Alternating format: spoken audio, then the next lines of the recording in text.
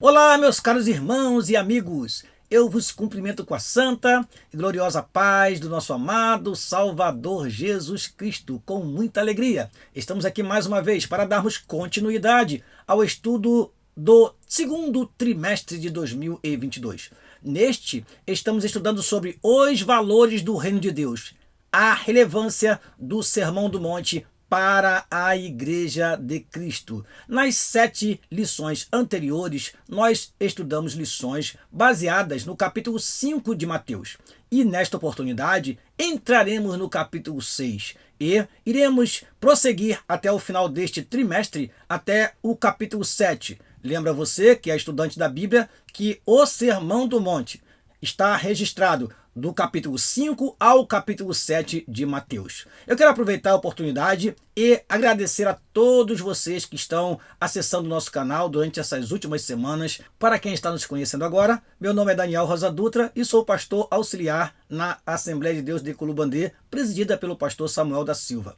E no próximo domingo, meus amados irmãos, estaremos estudando a lição número 8. A lição número 8 tem como título Sendo Verdadeiros. E antes de começar esta lição, eu quero fazer uma breve oração ao nosso Deus para que Ele possa nos abençoar durante a exposição e para que você, meu caro professor e aluno da Escola Bíblica Dominical, possa receber bem esta lição e possa aproveitar cada detalhe que nós apresentamos aqui durante a nossa exposição.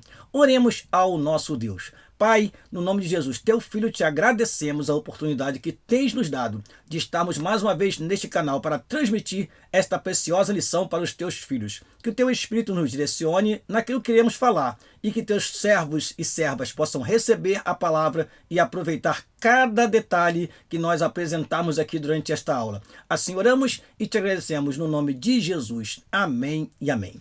Vamos então, irmãos, para a nossa aula. Nós sempre começamos com o nosso texto áureo. O nosso texto áureo está registrado no livro dos Salmos. O Salmo de número 32, o versículo número 2, que diz assim: Bem-aventurado o homem a quem o Senhor não imputa maldade e em cujo espírito não há engano. Repetindo, bem-aventurado o homem a quem o Senhor não imputa maldade e em cujo espírito não há engano. Prosseguindo, vamos para a nossa verdade prática. Diz assim a nossa verdade prática: Jesus chamou de hipócritas as pessoas que praticam boas obras não por compaixão ou outros bons motivos, mas para obter glória diante dos homens.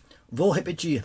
Jesus chamou de hipócritas as pessoas que praticam boas obras, não por compaixão ou outros bons motivos, mas para obter glória diante dos homens. Vamos então à leitura bíblica em classe, que se encontra no Evangelho segundo escreveu Mateus, capítulo 6, versículo 1 ao versículo 4. Vamos lá? Guardai-vos de fazer a vossa esmola diante dos homens, para serdes vistos por eles. Aliás, não tereis galardão junto de vosso Pai que está nos céus. Quando, pois, deres esmola, não faças tocar trombeta diante de ti, como fazem os hipócritas nas sinagogas e nas ruas, para serem glorificados pelos homens. Em verdade vos digo que já receberam o seu galardão. Mas, quando tu deres esmola, não saiba a tua mão esquerda o que faz a tua direita, para que a tua esmola seja dada ocultamente, e teu Pai, que vê em secreto, te recompensará publicamente. Mateus capítulo 6, versículo 1 a 4. Vamos então aos objetivos da nossa lição. Primeiro objetivo, contrastar o ato de dar esmola com a hipocrisia. Segundo, colaborar no auxílio ao próximo sem alarde, ou sem tocar trombeta, sem anunciar que está fazendo doação ou está ajudando alguém. E por último, concluir que Deus contempla o bem que realizamos. Deus tudo vê. É o que nós aprenderemos no final desta lição. Vamos, pois, a essa tela que eu tenho trazido para os irmãos durante este trimestre. É uma tela com perguntas reflexivas que servem para introduzir a lição. Ao término desta lição, você estará apto para responder: por que o hipócrita não pode agradar a Deus? Pode o cristão aparentemente ser uma pessoa e interiormente ser outra? Qual a relação entre as 3 práticas cristãs que serão apresentadas nessa aula, oração, oferta e jejum, e a hipocrisia? Como devemos ofertar para evitarmos a hipocrisia? E por último, temos um Deus que tudo vê. Como o verdadeiro cristão se comporta diante dessa verdade? Meu querido aluno e professor, se você no final desta lição conseguir responder a contento estas perguntas, eu digo para você o seguinte: você realmente absorveu o que a lição de hoje trata. Sendo verdadeiros, não ter apenas aparência de ser verdadeiro, não ter apenas aparência de santidade, mas sendo de fato verdadeiros, porque o nosso Deus, ele tudo contempla, ele tudo vê.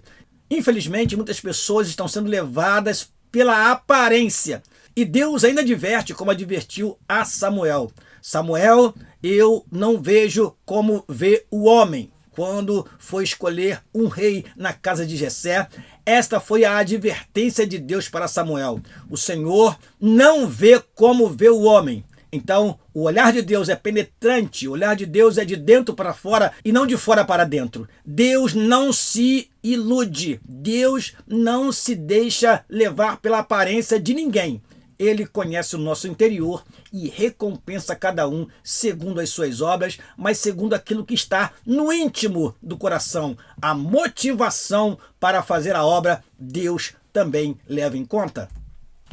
Vamos então à introdução da nossa aula e nós vamos usar aquele método que nós sempre usamos. Vamos ler partes da lição e vamos destacar algumas partes para comentarmos e assim você, caro professor e aluno, pode enriquecer a sua aula para o próximo domingo. Vamos lá! O ensinamento de Jesus no Sermão do Monte tem o objetivo de fazer com que sejamos seguidores de Cristo comprometidos com os valores do reino de Deus. Uma consequência de quem vive esses valores é buscar ser aprovado por Deus e não aplaudido pelos homens, além de vigiar contra a hipocrisia. Meus amados irmãos, isso tem sido uma tentação nos últimos tempos. Nós vivemos hoje o mundo das curtidas, nós vivemos hoje o mundo dos likes. As pessoas disputam nas redes sociais as visualizações, porque quer ser aplaudido pelo homem, porque quer ser reconhecido como alguém que tem uma projeção. Mas tenhamos cuidado, porque isso pode nos levar a uma vida hipócrita, a uma vida de fantasia, a uma vida apenas de apresentar o exterior, e o interior pode não estar agradando a Deus. E Deus, ele contempla não apenas o exterior como os homens veem, mas ele contempla o nosso interior. Nesta lição, veremos que Deus condena a hipocrisia de pessoas que praticam boas obras, não por compaixão ou outros motivos, mas para obter glória diante dos homens. Uma glória efêmera, uma glória passageira. Nós vemos tantas pessoas nos últimos tempos têm se projetado através das mídias sociais, através de outras atividades na televisão e na internet. É uma glória efêmera, passageira. E muitos, infelizmente, estão se iludindo com essas coisas dentro da própria Igreja de Deus. Tenhamos cuidado, meu amado irmão e irmã. Tenhamos uma vida exemplar diante de Deus. Ser aprovado por Deus. É isso que nós devemos buscar. Vamos ao primeiro tópico da nossa lição, o ato de dar esmolas e a hipocrisia. Item número 1 do primeiro tópico, definição de hipócrita. No grego, a palavra hipócrita significa alguém que interpreta um papel, um personagem em uma obra teatral. O uso desta palavra no Evangelho de Mateus caracteriza o hipócrita como uma pessoa cujos atos pretendem impressionar os observadores, cujo foco está nos enfeites, e não nas questões centrais da fé, e cuja conversa espiritual esconde motivos corruptos. Ou seja, alguém que quer mostrar o que não é, alguém que finge. Daí a palavra hipócrita significar fingido, falso. Esse tipo de pessoa não é cidadão do reino de Deus. Olha o que diz o nosso comentarista. Em Mateus, o hipócrita está em contraste com a pessoa de fé, cujo relacionamento com Deus é secreto, é no íntimo, é aqui no nosso interior. Nós temos comunhão com Deus.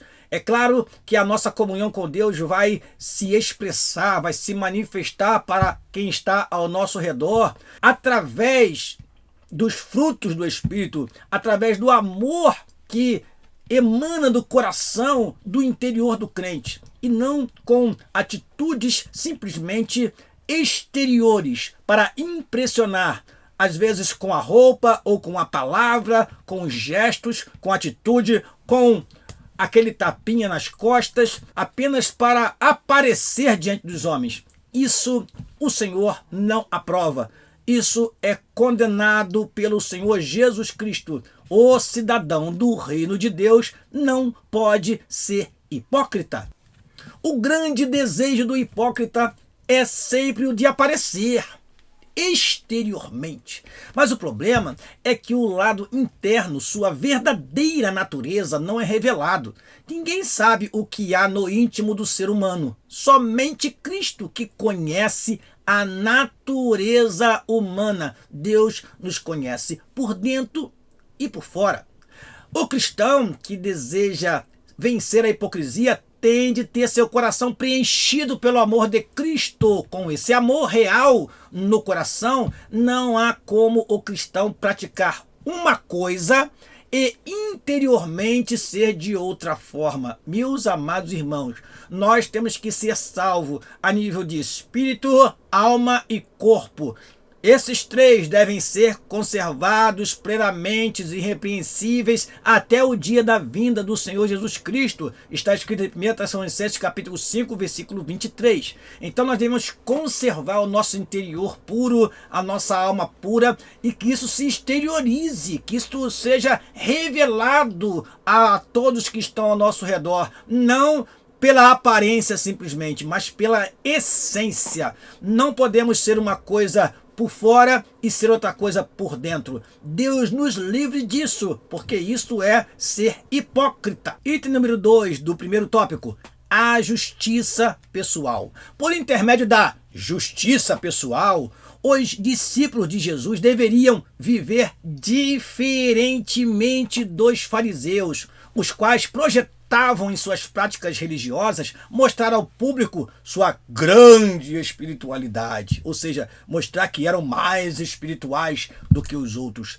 Isso é um ato de hipocrisia, meus irmãos. Às vezes nós vemos pessoa querendo mostrar ser mais espiritual, dizer que ora mais, que profetiza, que faz e acontece. Olha, meus amados irmãos, nós não precisamos disso. Devemos viver a simplicidade e a humildade que foi revelada através da pessoa do nosso Mestre, o Senhor Jesus Cristo. Foi nesse particular que Jesus disse: guardai-vos de fazer a vossa esmola diante dos homens, para serdes vistos por eles. Aliás, não tereis galardão junto do vosso Pai, que está nos céus. Deus não recompensará apenas pelo ato em si, mas ele recompensará também pela motivação. Ou seja, eu estou fazendo a obra do Senhor? Sim. Mas o que está me motivando? Eu estou cantando? Sim. Ah, você está cantando, Deus vai te recompensar. Mas qual é a motivação para eu cantar?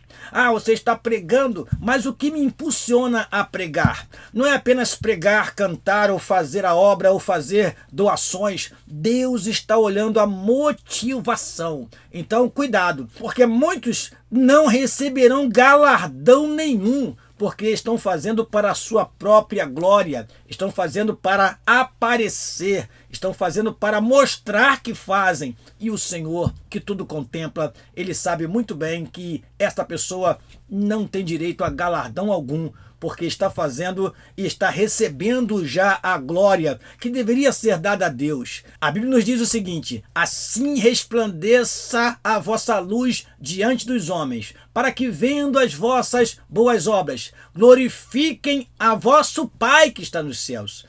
Então, quando as pessoas olharem em nós a obra que fazemos para a glória de Deus, eles irão glorificar a Deus. Meu querido irmão, não tome, em momento algum, a glória que só pertence a Deus.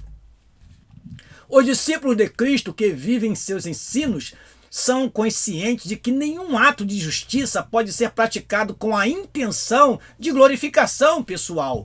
Tudo o que fizermos deve ser para a glória de Deus. Colossenses 3,17 diz assim: e quanto fizerdes por palavras ou por obras, fazei tudo em nome do Senhor Jesus, dando por ele graças a Deus Pai. Sempre em nome de Jesus e agradecendo a Deus. Toda honra, toda glória, todo louvor seja dada ao nosso Deus. Tomemos cuidado, pois a tentação de exibir a justiça pessoal poderá surgir em nossos atos piedosos de oração, jejum e oferta. E é o que veremos e aprenderemos a respeito disso. Item número 3 do primeiro tópico: as 3 práticas da ética cristã. O apóstolo Tiago falou que a religião verdadeira tem como marca o serviço ao próximo, que também é um culto a Deus. Jesus deixa claro que nesse serviço cristão não podem faltar a oferta, a oração e o jejum. Agora veja que interessante que o nosso comentarista trouxe para nós, amados irmãos. Porém, no seu ensino, o propósito desses serviços piedosos não poderia ser deturpado, como fizeram os escribas e fariseus. Interessante observar que as 3 práticas da ética do serviço cristão envolvem nossos bens, que é a oferta, nosso espírito, que é a oração, e o nosso corpo, o jejum. E são direcionadas a Deus, ao próximo e a nós mesmos. Ou seja, essas 3 práticas estão relacionadas ao nosso relacionamento com Deus, ao nosso relacionamento com o próximo e o nosso relacionamento conosco mesmo. Ou seja, nós precisamos entender que essas práticas da ética cristã envolvem a vida do cristão em 3 esferas e em 3 dimensões. Ou seja, em relação aos bens, em relação ao nosso espírito e ao nosso corpo, e também em relação a Deus, ao próximo e também a nós mesmos. A oração, o jejum e a oferta são atos piedosos que, quando praticados com sinceridade e verdade, têm o reconhecimento do Senhor. Por outro lado, Jesus nos ensina que a religião sensacionalista e espetacular do dissimulado religioso perverte a piedade. Afinal, sua intenção é somente enganar e buscar os aplausos humanos. Cuidado, meus amados irmãos, com o sensacionalismo. Cuidado com os espetáculos que vemos em muitas igrejas por aí. Pode ser prática hipócrita, dissimuladora, que está encantando as multidões. E nós precisamos atentar para isso. Tal procedimento jamais é adotado por um seguidor de Jesus, pois sabe que a prática de atos justos é somente com a finalidade de glorificar a Deus. Vamos ao segundo tópico da nossa lição: auxiliando o próximo sem alarde. Primeiro item deste tópico: qual é a motivação do teu coração? Diz assim o nosso comentarista: a prática da generosidade para com alguém é bíblica e há tempos estava presente na lei de Deus. Temos aí uma série de versículos do Antigo Testamento, citados pelo nosso comentarista, como também nos ensinos de Jesus. E agora temos uma série de versículos citados pelo nosso comentarista que estão presentes no Novo Testamento. Ou seja, a generosidade é bíblica. Doar, abençoar irmãos, repartir, é bíblico. Diz assim o nosso comentarista: o verbo hebraico para generosidade é gamai, que significa resolver completamente, recompensar, repartir, fazer algo para alguém, agir generosamente. Teologicamente, a generosidade expressa gratidão por algum benefício recebido. Então, somos generosos porque Deus nos abençoou. Somos abençoadores porque somos abençoados. É preciso, porém, entender que às vezes, aparentemente, eu destaco essa palavra, aparentemente, uma pessoa pode demonstrar um ato de generosidade com motivos errados. Pois a mão pode dar uma oferta, um presente, mas a motivação oculta do coração pode ser outra. Muitos são generosos para que seu nome apareça na lista dos que fazem doação. Isso é condenado pela palavra de Deus. O crente deve buscar ser sincero na sua contribuição, fazendo isso na íntima satisfação de sua mente e no Espírito de Cristo, pois ele sabe a motivação do seu coração quando estende as mãos para dar. Ele, o Espírito Santo que habita em nós, sabe muito bem quando estamos doando para simplesmente aparecer ou quando estamos sendo generosos, porque isto vem do nosso coração, do íntimo do nosso ser. E assim o Senhor contempla e Deus aprova ou desaprova o nosso ato de generosidade, dependendo da motivação que está no nosso coração. Item número 2 do segundo tópico. O que buscamos quando auxiliamos o próximo? O discípulo de Cristo não busca se promover quando se dispõe a ser generoso para com o próximo, nem tem interesse em chamar a atenção de ninguém. Todavia, a sua beneficência e generosidade são atos piedosos praticados com as partes essenciais da religião pura para com Deus, que é cuidar dos órfãos e das viúvas, como está escrito em Tiago, capítulo 1, versículo 27. Tomando Cristo como exemplo maior, o qual andou por todas as partes fazendo o bem, como está escrito em Atos dos Apóstolos, capítulo 10, versículo 38. Agir dessa maneira é sinal de que realmente o Evangelho de Cristo tem influência em sua vida. Então, meus amados irmãos, tenhamos cuidado com aquilo que nós buscamos quando ajudamos alguém.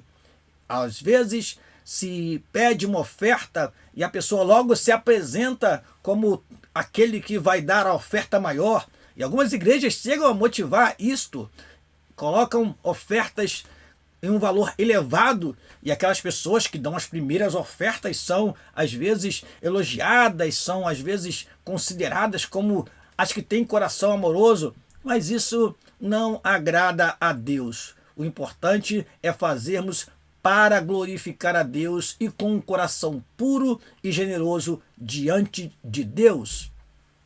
Jesus adverte a respeito de qualquer um que haja em busca de receber os louvores dos outros ou transforme atos piedosos em atos profanos. Quem age dessa maneira sempre será visto por Jesus como um hipócrita. Nossa religiosidade nunca deve ser para o orgulho pessoal e desprezo dos outros, pois, procedendo dessa maneira, estaremos no mesmo nível que os fariseus.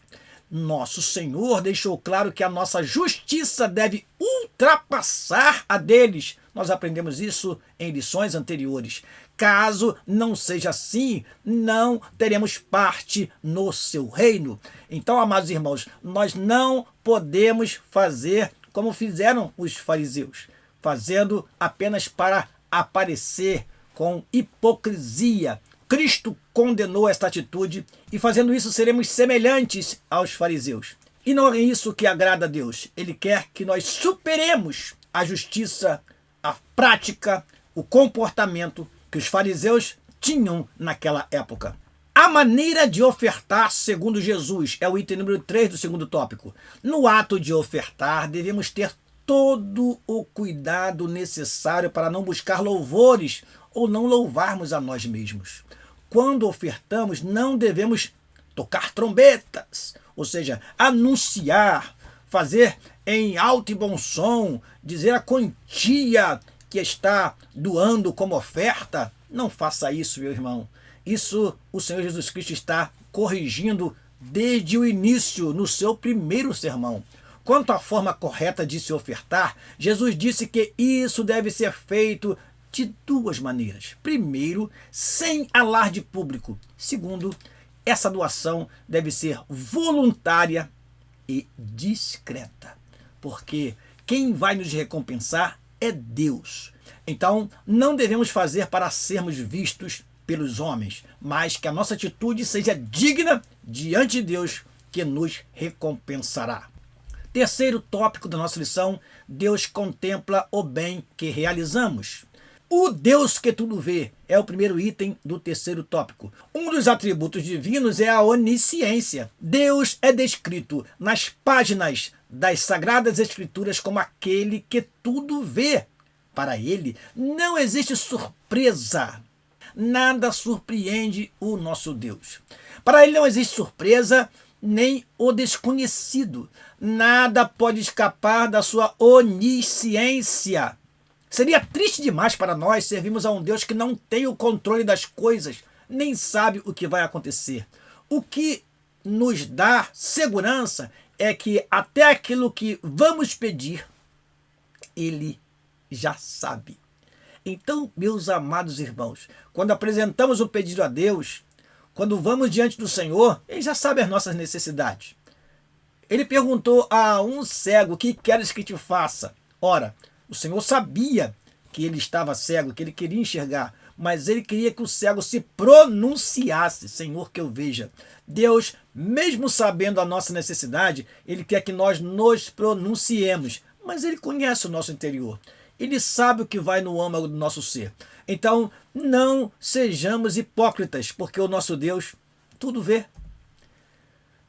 Segundo item do terceiro tópico: o Deus que recompensa. O nosso Deus contempla tudo, em especial o bem que fazemos. O escritor da carta aos Hebreus diz que nosso Deus não é injusto para se esquecer da nossa obra e do trabalho da caridade que foi mostrado para com o seu nome. Já quando os homens aplaudem qualquer ação feita por outros homens, eles não conhecem a causa, o motivo que os impeliu a tal ação, pois veem somente aquilo que lhes foi manifestado exteriormente.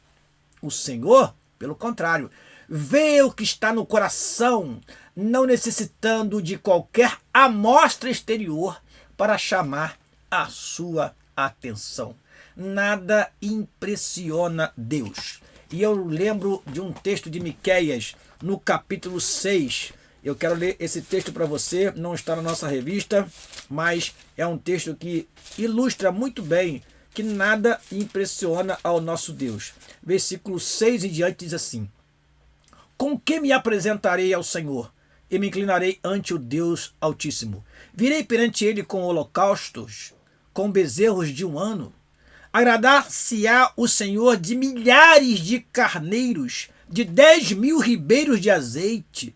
Darei o meu primogênito pela minha transgressão, o fruto do meu ventre pelo pecado da minha alma? Eu te declaro, ó homem, o que é bom e que é o que o Senhor pede de ti, senão que pratiques a justiça e ames a beneficência e andes humildemente com o teu Deus. Então, meus amados irmãos, pode vir com 10.000 ribeiros de azeite. Vou impressionar o Senhor, vou dar uma oferta, Deus vai ficar encantado com a minha oferta. Iludido você está se pensar dessa maneira. Eu vou cantar um hino muito bonito e o Senhor vai me aplaudir dos altos céus. Nada surpreende o Senhor. Deus tem ao redor de si anjos, arcanjos, serafins e querubins que estão louvando a Ele o tempo todo, a todo instante. Não é você com o louvor aqui na terra que vai impressionar Deus. Então, nada impressiona o Senhor. Agora, o que ele atenta é para um coração contrito, para um coração quebrantado. Ele não despreza aquele que se apresenta a ele humildemente. Então, a recompensa vem de Deus, mas para recebermos a recompensa, temos que agir conforme a sua palavra nos orienta, com humildade, com simplicidade, com discrição, ou seja, com uma atitude digna de um integrante do reino de Deus, de um súdito do reino de Deus.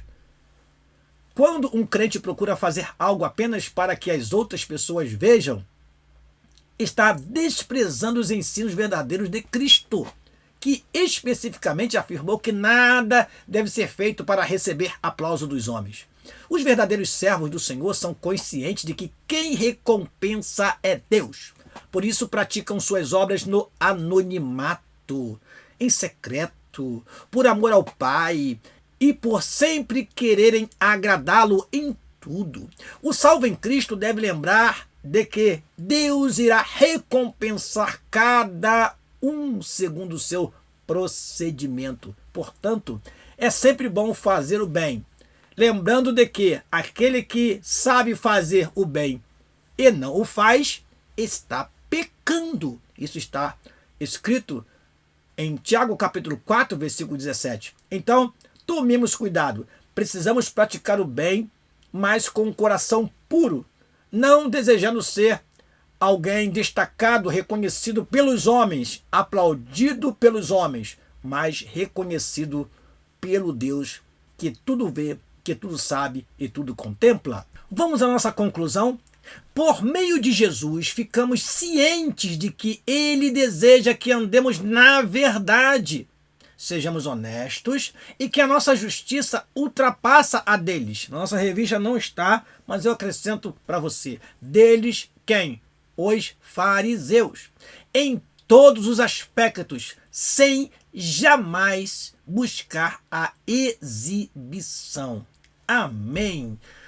Vamos convidar você agora para a próxima aula, lição número 9. Estaremos estudando sobre orando e jejuando como Jesus ensinou. É a lição de número 9 e depois ainda teremos nossa segurança vem de Deus, sendo cautelosos nas opiniões, a bondade de Deus em nos atender e a última lição, a verdadeira identidade do cristão. Eu quero, neste momento, terminar esta lição agradecendo a você, meu querido professor e aluno da Escola Bíblica Dominical, que esteve conosco até este instante. Que Deus possa abençoar a tua família, a tua igreja e a tua aula seja uma bênção. Que seja uma aula participativa, com leitura bíblica, com participação do aluno, enfim, que haja o fluir do ensino e da aprendizagem em vossa sala de aula. Esse é o desejo nosso. E assim peço que continue orando por nós, para que Deus possa nos dar graça para continuarmos aqui o nosso trabalho. Deus vos abençoe em Cristo Jesus. Amém e amém.